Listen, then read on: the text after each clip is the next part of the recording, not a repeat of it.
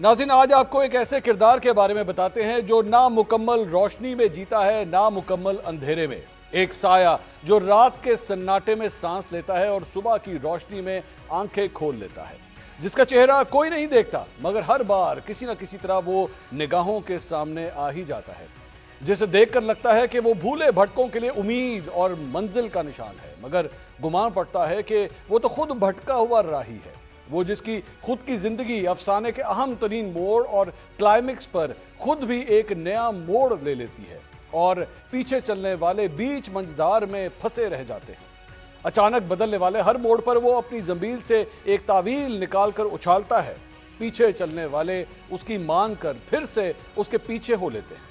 पाकिस्तानी सियासत के अफसाने में भी एक ऐसा ही ड्रामाई किरदार है जिसकी कहानी स्क्रिप्ट के उतार चढ़ाव में ऐसी उलझी है कि उसने सबको उलझा रखा है। मेरे कप्तान के नायब कप्तान अली अमीन गंडापुर की कहानी भी कुछ ऐसी ही है, जो 1.5 साल से वजारत आला की मसनद पर बैठकर मेरे कप्तान की रिहाई का ड्रामा रचाते हैं, लेकिन हर बार जो ही कहानी क्लाइमैक्स से अपने इख्तिताम की जाने बढ़ती है तो हर बार इख्तिताम मायूस कुन हो जाता है।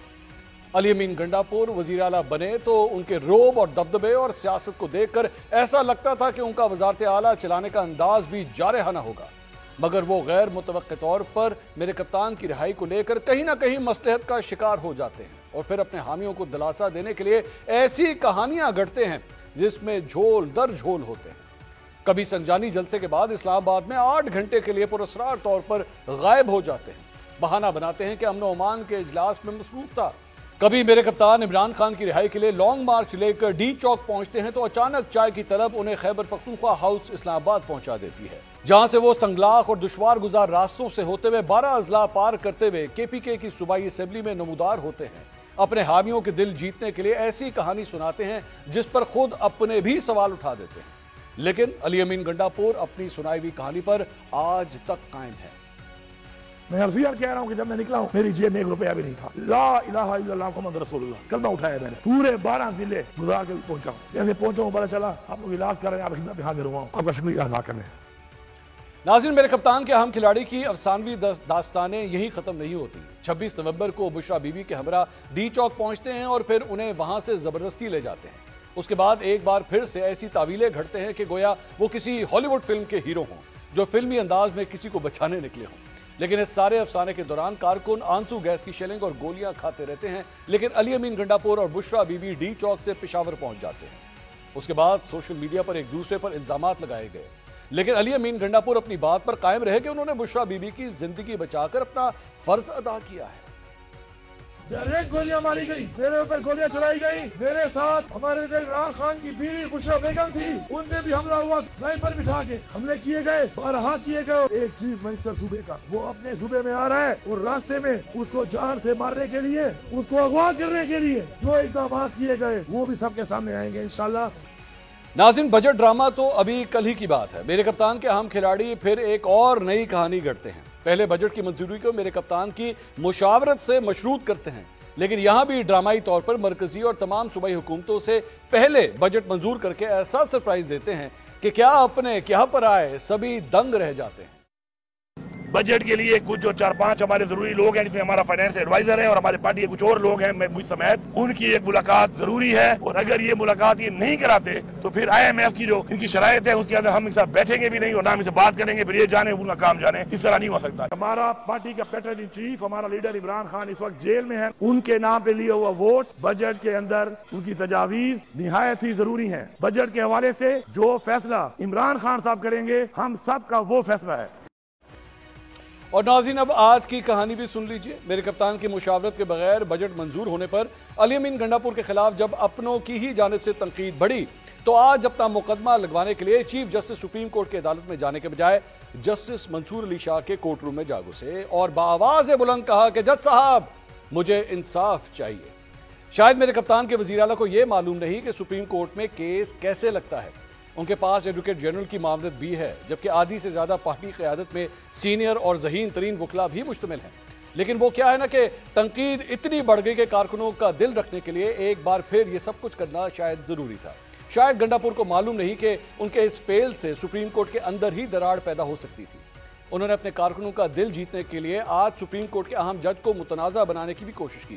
اب یہ ان کی سوچی سمجھی چال تھی یا سیاسی اور قانونی سمجھ بوجھ کی کمی؟ اس کا جواب تو میرے کپتان کا نائب کپتان خود ہی بہتر دے سکتا ہے۔ ہر بار پینترا بدلنے کے بعد میرے کپتان کا یہ اہم ترین کھلاڑی طویل گھڑنا کبھی نہیں بھولتا۔ جیسے انہیں علیمہ خان کا گزشتہ روز دیا جانے والا مائنس عمران خان کا بیان بخوبی یاد تھا۔ روایتی انداز میں عدالت سے باہر نکلے اور بتا دیا کہ کون عمران خان کا وارث بننے کا خواہش مند ہے۔ مائنس بلال صاحب جو باتیں یہ مفروض مائنس بلال خان تو وہ سوچیں کہ کوئی عمران خان کے کوئی وارث ہو یا وارث بننے کے کوئی میرے شرم میں امیدوار ہو یا خواہش مند، ہم تو ورکر ہیں۔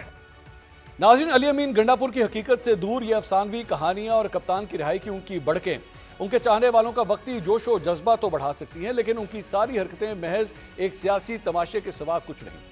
علی امین گنڈا پور کے ہر عمل کے پیچھے ایسا لگتا ہے کہ ایک ہی مقصد ہے، ذاتی پروفائل چمکائیں، کارکنوں کو جذباتی نعروں میں الجھائیں تاکہ عملی طور پر کوئی نتیجہ نہ نکل سکے۔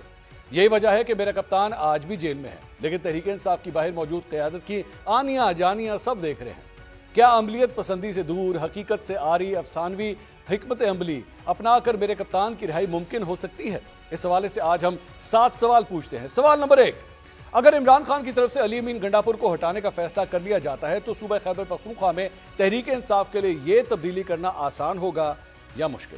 سوال نمبر 2، ماضی میں علیمہ خان بھی وی لاگرز پر تنقید کر چکی ہیں، آج علی امین گنڈا پور نے بھی سوشل میڈیا پر بیٹھ کر ان پر تنقید کرنے والوں کو دکاندار کہا، جبکہ عمران خان نے کل سوشل میڈیا والوں کو خراج تحسین پیش کیا۔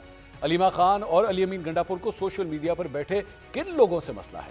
سوال نمبر 3، علی امین گنڈا پور عمران خان کے ٹویٹ کے بعد ملاقات کی درخواست لے کر سپریم کورٹ گئے، کئی ہفتوں سے یہ ملاقات نہیں ہو رہی تھی، سپریم کورٹ کا آپشن علی امین گنڈا پور کی طرف سے آخر پہلے کیوں نہیں استعمال کیا گیا؟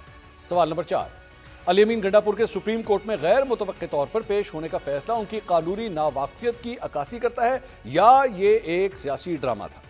سوال نمبر 5، علی امین گنڈا پور نے واضح کر دیا کہ میں پچھلے سال ایک دفعہ نتھیا گلی گیا تھا، پھر 2 دن سے سوشل میڈیا پر تحریک انصاف کے قریب سمجھے جانے والے ویلاگرز اور بشرا بی بی کی بہن نتھیا گلی کی ملاقات کا ذکر کس کے اشارے پر کر رہے تھے؟ سوال نمبر 6، عمران خان نے ایک دفعہ پھر اسٹیبلشمنٹ سے مذاکرات کی خواہش کا اظہار کیا ہے، کیا یہ کہنا درست نہ ہوگا کہ عمران خان کی جب تک یہ خواہش زندہ ہے اس وقت تک ان کو علی امین گنڈا پور اور بیرسٹر سیف جیسے لوگوں کی ضرورت پڑتی رہے گی؟ سوال نمبر 7، کیا گنڈا پور کے ڈرامائی انداز سیاست سے تحریک انصاف کے کارکنوں کا اعتماد متزلزل ہو رہا ہے یا یہ ان کے جوش و جذبے کو برقرار رکھنے میں کامیاب ہوا ہے؟